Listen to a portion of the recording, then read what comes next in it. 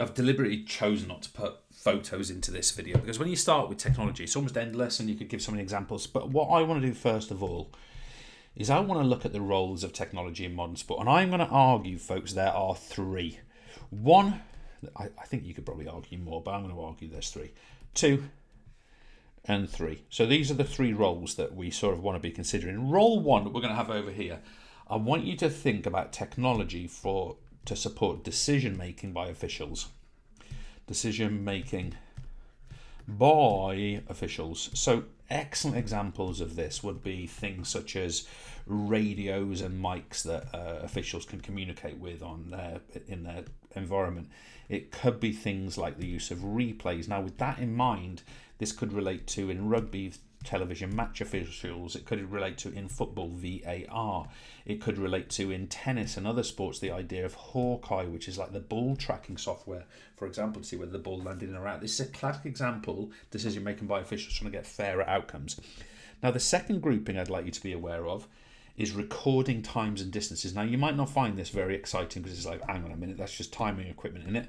But actually, it's a little more nuanced than it first appears. And it's absolutely critical to so many sports at the top level. So think, for example, this is going to feel like, that's a decimal point there. Think now that times in things like swimming, athletics, are time to minimum the thousandth of the second, the 0.000. That's really, really important because it leads to more accuracy. Think about things like touch sensors in things like swimming pools or other equivalents that make the timing absolutely specific. Think about cameras which might be capable of what we call 100 F. I'm sure it'll go higher, 100 frames per second. This means that the tendency for things like dead heat stuff is far, far lower. This is cameras. Think about things like light gates that measure the exact moment a person or an object passes through, or a speed gun. These are really important factors in modern sport with regard to technology. And then finally, we've got the idea of enhancing performance. This is the third grouping. Now, there's so many examples of this that it's almost endless. So I want to just draw your attention to just a few before we get into the positives and negatives. I think really good examples of this are things like analytical tools. This could be GPS trackers, for example, that allow you to know exactly how many sprints, how many runs, how far. We also could be thinking about sort of more inclusive sort of technology. Think about carbon fibre blades or specially designed wheelchairs for basketball or wheelchair rugby or whatever it happens to be. We could be talking about the aerodynamics of a road bike, for example. This is classic examples of how we enhance performance, in this case go faster. It could even be sort of like supplement based, this sort of pharmaceutical type aspect of this, and it could be related to clothing, shoes. I mean, that's almost endless all by itself, right? So these are the three groupings I'm going to argue that sort of overarch the impact of technology in sport. And what we want to do is consider whether it's positive or not. And the way we're going to do that is want to go through a range of groups and say what's positive and negative for these people. So let's think about officials, referees, umpires, this sort of thing. What is positive from their perspective about developing technology? Well, I think the biggest thing is that we get an increased percentage of fair decisions. Now, what that means is that the umpire, the referee, is supported to make the fair and correct decision. This means they may experience a sense of support. I'm not on my own, potentially getting it wrong. No, I'm here and I'm getting that sort of backup through this technology. Also, I think the other thing that up arrow we can say is that there's kind of a professionalization, so increased professionalism of, let's say, the refereeing community or whatever it happens to be. Also, and I think this is a more nuanced point, you get more training material. Think about all the coverage, all the analysis. What that is not just analysing, let's say, a referee's decision in a moment. That then becomes an analytical point of reference for future training of other athletes and so on. So that's a really nice one for you to think about. But there are negatives as well. So negatives are as follows. Referees, umpires, they may have down arrow a decrease in independence. That effectively things get re-refereed or re-umpired. Also, we might find that the referees become over-reliant on that technology, for example. We might feel that there's a loss of tradition rather than a human being refereeing our football match. Maybe it's being done more by a camera or an analytical tool. Also, these things can lead to the actual referee or umpire becoming a scapegoat. So because there's more footage, because there's more technology, these sort of things, the authority of the referee can actually be diminished. And when something goes wrong, they can really get blamed for that because, you really should have got it right with all that technology behind you. And as a result of that, we find that errors, because there will be errors, are very public. And what I mean by that is that with the technology support, if something goes wrong now with a referee's decision, let's say, then people are really going to blow up about that potentially because they should have got it right with all that support behind them. There's also impacts on the actual performers themselves. What's good and bad. So think about your cricket performers, your badminton performers, your gymnasts, whatever you're into. Well, first of all, technology is going to enhance performance. That's what I've written there, okay? We've got it above. They're going to perform at a better standard because of that technological support.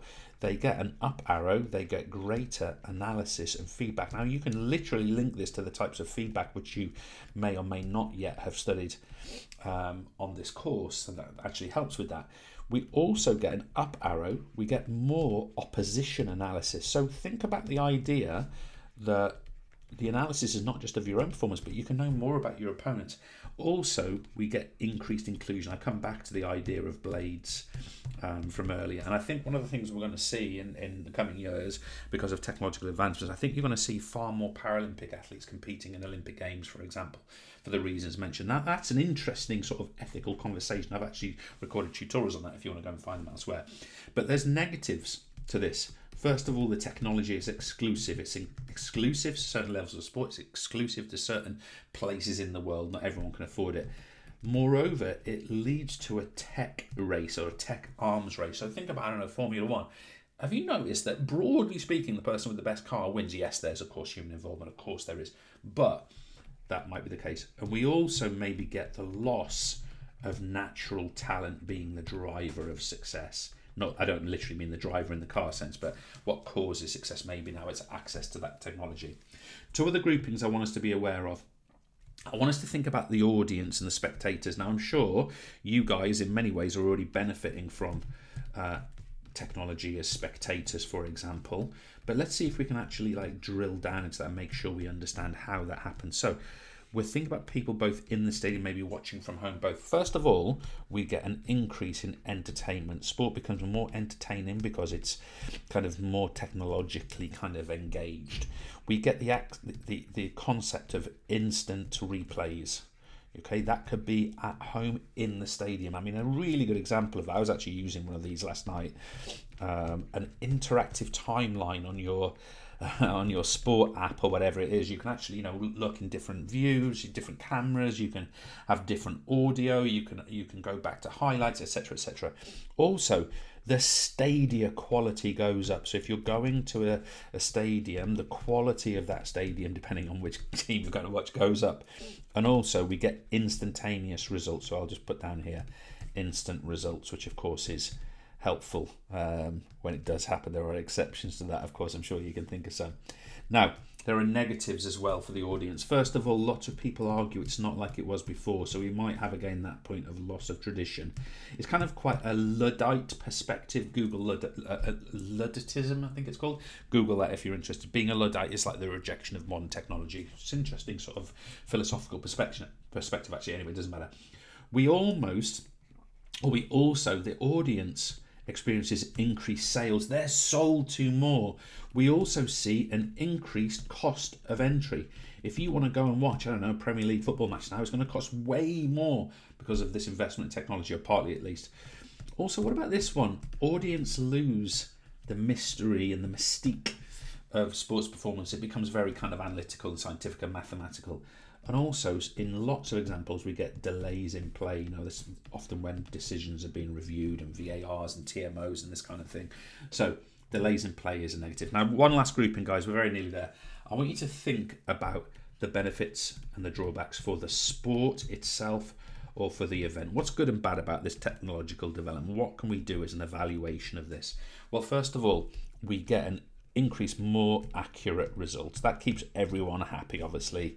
And fewer disputes over things. We get increased inclusion. More people of more different backgrounds can participate in one sport, and also the sport will become more media friendly. So if you think about sort of the overlap of technology and media, it's quite substantial, isn't it? Because the more technological a sport becomes, sort of the more kind of media, TV, internet friendly, I suppose it can become.